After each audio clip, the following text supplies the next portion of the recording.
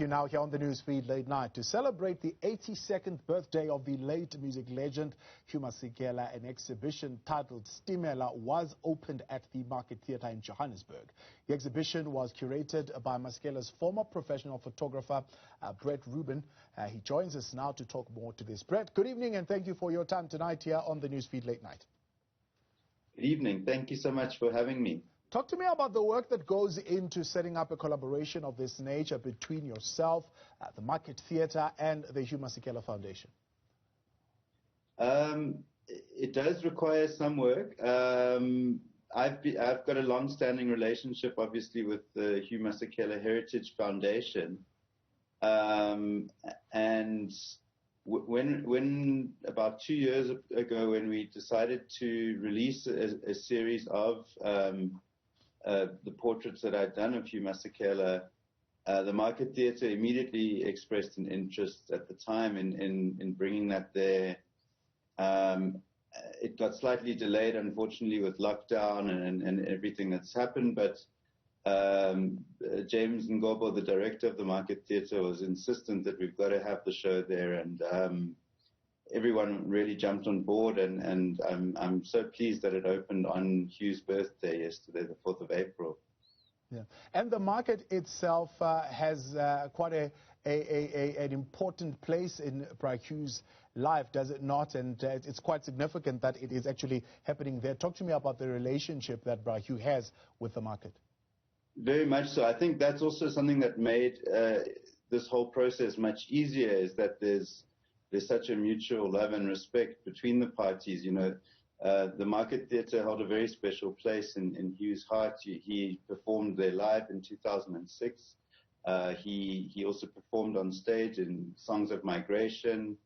You know, and I think there was just this willingness to really bring this exhibition there and you know, have him in the foyer and have all these photographs there for people to see. You know, anyone can come and visit. It's free entrance. The exhibition will be up till the 2nd of May. And yeah, I think it's a perfect fit, really. Yeah. Now, for 7 years, you've been capturing images of Hugh, incredible amount of photographs that you have. You've also experienced a lot of his music in that particular process. Why draw inspiration from the iconic Stimela in particular?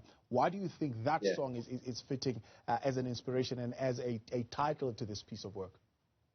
Of course, because, you know, as I've said to many other people, it's such a vast archive of work. It's really a national monument, the work that Hugh created. And Stimela in particular has always been something I've wanted to work on. I actually discussed this idea with Hugh before his passing of bringing the song to life in an animation, using charcoal animation. I love the idea that the song is essentially the coal train, and using charcoal to animate the world of Stimela, let's say, really appealed to me. And that is a component to this exhibition. It's not just photographs. There's an animation that's a very talented animator named Tabang Lehobye has worked with me on, and he's just brought such a wonderful sensibility to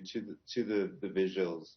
So we're previewing a 2-minute clip of that and aiming to launch the full song during the course of next year at a later stage as a music video. Now, Brett, how difficult is it for you to pick 12 photographs to put as an exhibition? And what do you go for? I mean, which Hugh Masekela were you trying to put forward? Yeah, it's a good question. It's really challenging to narrow down so many great images, you know, to the 12 that we landed up with for the show.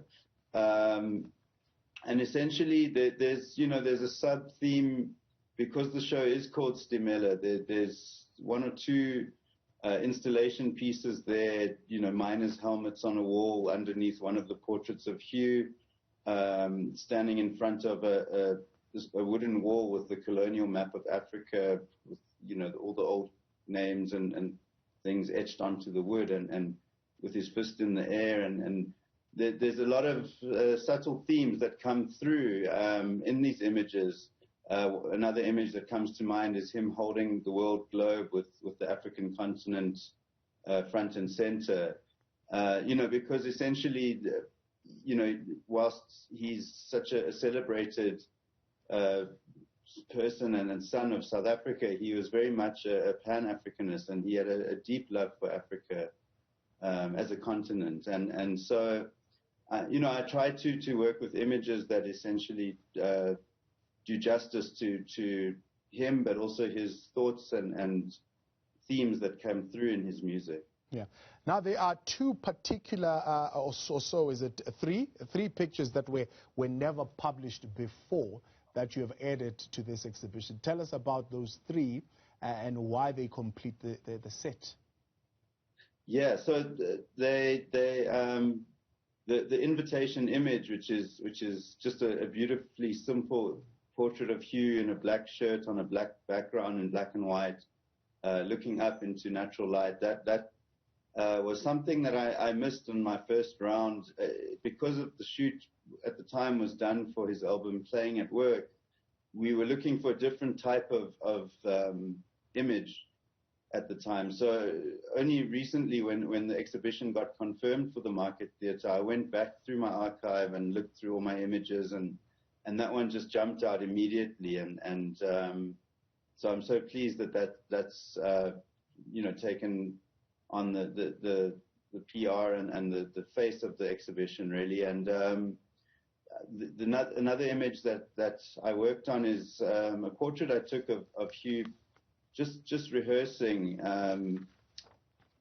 playing, and I've superimposed an old train going through the landscape in black and white onto that, almost so the train's coming out through his horn, and I just wanted to bring in that theme too, the importance of the train and how the role that played in the history of our country. And Hugh's gone on record as saying the train was the first tragedy in South Africa, and because of the way it changed people's lives, disenfranchised people, moved people around from their loved ones, and so I just wanted a visual that had something there that spoke to that theme. And then a third image, for me, is a really special one. It's a color image of Hugh standing in front of a most beautiful sculptural wall by an artist named Cecil Scottness, obviously a very famous South African artist. And I loved that wall. I remember seeing it over the years in Johannesburg, and I took him there and did his portrait in front of it. And while we were shooting, he asked me, who's this artist's name? And I mentioned it, and he kind of laughed and said, that's really funny. During apartheid, he used to drive into the township and meet with my father, who was a sculptor, and take lessons from him now and then. And for me, that was just the most wonderful moment and story that came out of our collaboration. And so I felt that image really also needed to be present. Yeah. Talk to me then about the setting, the whole setup of the installation, and some of the special added extras that you're bringing in just to lift it and make it a little bit more exciting. So we're working in the downstairs foyer of the Market Theatre, the Manny Manham Theatre, and it's a really they recently updated that architecture, although the building itself is obviously a national monument and there's heritage in place. So we've tried to install the show as respectfully as possible, not to do any damage to the space itself. But there's a beautiful concrete wall where I've hung most of the portraits on, and just kept two other portraits to interact with these sort of installation components that the team at the Market Theatre felt was so important to include. A wall of different colors miners' helmets, which speak to the people from across Africa that traveled in or were sent to South Africa to work in the mines, and there's this sense of that, this was the labor force that modernized our country, but also disenfranchised so many people. And, and Hugh was always about tackling injustice face on and not being afraid to speak his mind. And, I feel that was a beautiful component to the show.